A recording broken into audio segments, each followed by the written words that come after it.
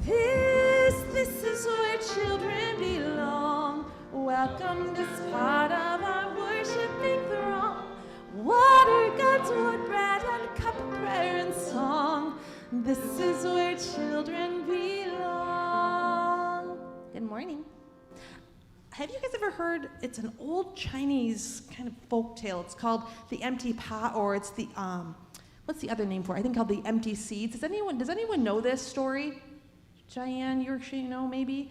Maybe once I start it, you'll recognize it. But I'm going to read this story to you, and I think maybe some of you may have heard it, but let's go with it. I don't think you guys have heard it. You guys ready? A long time ago in China, there was a boy named Ping who loved flowers. Anything he planted burst into bloom.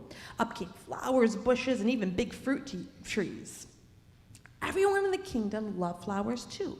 They planted them everywhere, and the air smelled like perfume. The emperor loved birds and animals, but flowers most of all. And he tended his own garden every day. But the emperor was very old, and he needed to choose a successor to the throne. Who would it be? And how would the emperor choose? The emperor loved flowers so much, so he decided to let the flowers choose. The next day, a proclamation was issued. All the children in the land were to come to the palace. They were then given a special flower seed by the emperor. Whoever can show me their best in a year's time will succeed me in the throne. So they had 1 year to grow the most beautiful flowers. The news created great excitement throughout the land, and children from all over the country came to the palace. All the parents wanted their children to be chosen, and all the children hoped that they would be chosen too. Do you guys know let's pause. Do you know what an emperor is? Like a leader, like a king, kind of the same thing, isn't it? When Ping received his seed, now remember, Ping, he can grow the best flowers, right? So when you would think he'd probably maybe grow the best ones, you think? Yeah. So when Ping received his seed from the emperor, he was the happiest child of all, because he was sure he was going to grow the most beautiful flower. He's the last one to get the seed. Ping filled a flower pot with rich soil, and he planted the seed very carefully in the center. And he watered it every day, and he took such good care of it. And he couldn't wait to see it sprout up. Day after day passed, but nothing grew in his pot. He was very worried. He put his new soil into a bigger pot, and then he transferred the seed into a richer black soil. And he waited, and still nothing happened. By and by, the whole year passed. Spring came, and all the children put on their best clothes to go to the palace and meet the emperor. They rushed with their beautiful flowers, eagerly hoping to be chosen. Ping was ashamed of his empty pot. He thought the other children would laugh at him because for once he couldn't grow anything. His clever friend ran by holding a great big plant. "Ping," he said, "you're not really going to the emperor with an empty pot, are you? Couldn't you grow a big flower like me?" He says, "I've grown lots of flowers better than yours. There just must be something wrong with this seed." Ping's father overheard this and said, "Well, you did your best, and your best is good enough, so I think you should go and present it to the emperor." Holding the empty pot in his hands, Ping went straight away to the palace. Finally, the emperor came to Ping, and Ping hung his head down low.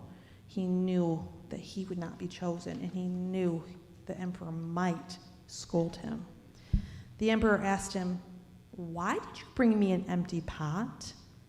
And Ping started to cry, and he says, "I planted the seed you gave me, and I took care of it, but it never sprouted.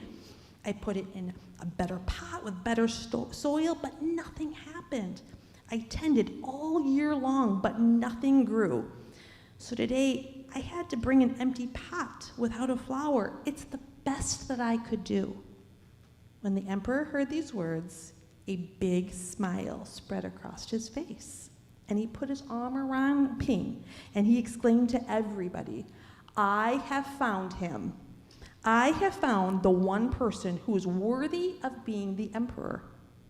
Where you got the seeds from, I don't know, because he's told the other kids. For the seeds I gave you had all been cooked, so it was impossible for them to grow. I admire Ping's great courage to appear before me with the empty truth, and now I reward him with my entire kingdom and make him emperor of all the land. Why do you think the emperor chose Ping? Because it was they couldn't grow because he cooked them. Yep. So why did the emperor choose Ping? He could have chosen anybody, but why did he choose Ping? Because the other people just planted a different seed. They lied, didn't they? Do you think it was scary for Ping to go there? Have you ever done something and had to tell the truth and it was scary? Has that ever happened to you, Jeremiah? Where you've had to do something really hard and scary that you knew was the right thing? In a few minutes, we're going to go upstairs. We're going to talk about the story of Esther.